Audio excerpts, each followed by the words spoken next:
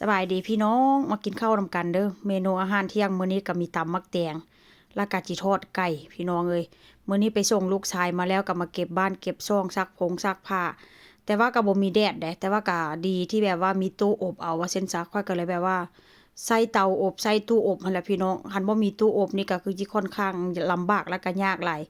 จนว่ากระทั่งแบบว่าเข้าหน้าร้อนแล้วแต่ว่าฝนก็ยังตกทุกมื้อตกบ่แล้วได้ หนาวอีกปีนี้เป็นปีที่แบบว่าค่อนข้างจะแบบว่านานร้อนแต่ว่าก็ลำบากหั่นล่ะพี่น้องมันบ่มีบ่อนตากผงตากผ้ามีอยู่บ่อนตากผงตากผ้าก็ค่อนข้างมีน้อยแล้วก็มีจำกัดพื้นที่ตากผ้าค่อยก็เลยแบบว่าซื้อ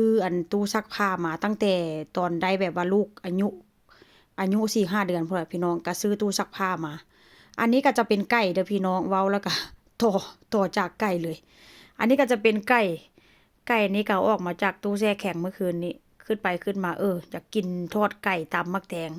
ก้อยก็เลยแบบว่าเอาออกมาไว้ตั้งแต่เมื่อคืนหันเอาออกมาไว้ตั้งแต่ตอนเช้าหันก็ต้องได้แช่น้ำแหละเพราะว่ายังเป็นน้ำแข็งอยู่พี่น้องแต่ว่าก้อยเอาออกมาไว้แต่คืนนี้มันก็ค่อนข้างจะสบายแด้ถ้าหากว่าเฮาจะกินข้าวกินน้ำนี่ก็เนาะเฮามีของในตู้แช่แข็งหั่นน่ะต้องออกมาไว้ตั้งแต่เมื่อคืนถ้าหากว่าเอาออกมาไว้ตอนมื้อเช้าแล้วมาเฮ็ดตอนมื้อเช้ามื้อสวยยังแข็งเป็นน้ำแข็งอยู่ มื้อนี้ก็จิมาล้างไก่แล้วก็จิมาหั่นหั่นไก่แล้วก็จิปรุงรสชาติด้วยน้ำตาลแล้วก็จิใส่เกลือมื้อนี้ก็รสชาติเก่ารสชาติเดิมหั่นล่ะแล้วก็ใส่ซีอิ๊วขาวแล้วก็จะใส่ขนอนำเด้อมื้อนี้เด้อใส่ค่อนข้างหลายมื้อนี้ลูกชายก็บ่ได้กินน้ำผัวก็บ่ได้กินน้ำแล้วก็พริกไทยมื้อนี้กินผู้เดียวพี่น้องกินผู้เดียวก็สิแซ่บผู้เดียวนี่ล่ะหลังจากใส่เครื่องปรุงแล้วเรียบร้อยแล้วก็จิคนจนมันเข้ากันพุ่นล่ะแต่ว่ากะจิบ่ได้ไปแช่ตู้เย็นไว้หลายชั่วโมงเด้อเพราะว่าหิวข้าวเมื่อคืนนี้ก็คือว่าหั่นล่ะกินต้มวุ้นเส้นแต่ว่าต้มวุ้นเส้นหั้นก็เมื่อวานนี้กินข้าว2รอบพี่น้องมื้อสวยแล้วก็มื้อแลง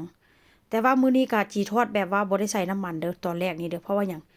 อยากกินแบบอันมันดาดมันไหม้หม้อนะพี่น้องอยู่ดีๆก็คืออยากกินแบบนี้ได้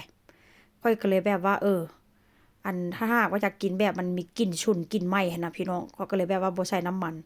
ตอนแรกก็ว่าจิอบเอาเฮ็ดไปเฮ็ดมาค้านล้างแบบว่าเตาอบหั่นน่ะเพราะว่าเตาอบมันใหญ่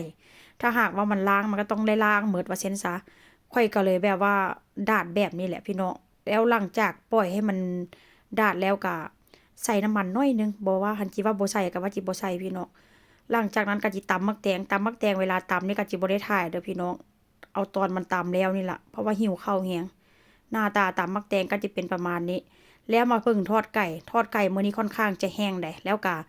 บ่แบบว่ามีน้ำมันหลายว่าซั่นซะมื้อนี้ก็กินแบบว่าไร้น้ำมันแด่จักหน่อยแต่ถามว่าใส่น้ำมันบ่ก็ใส่หน่อยหนึ่ง